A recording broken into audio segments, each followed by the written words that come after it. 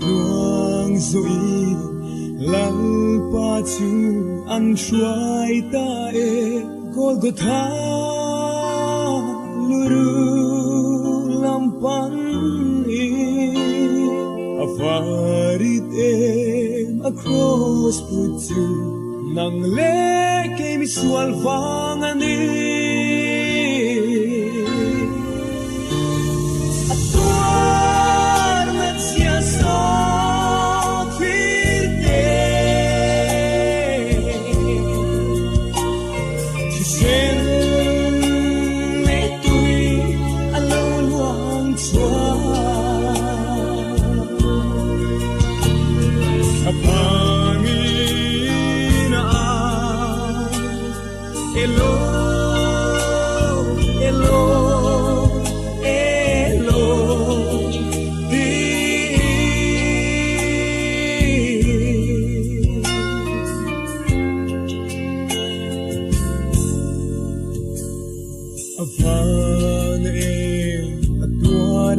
so mangai na pe alang me thing khosa atua lai mel chu kanta ani anun ata min mangai luat fang ani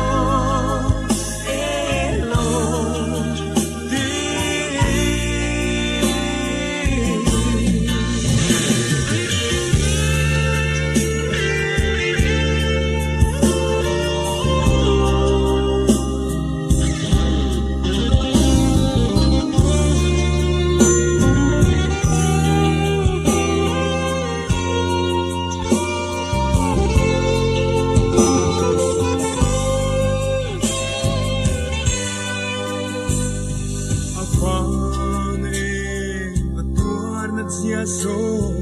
mangai na bel alang me thing khosa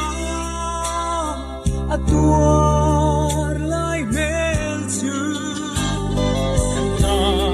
ani anun ana min mangai luat vang ani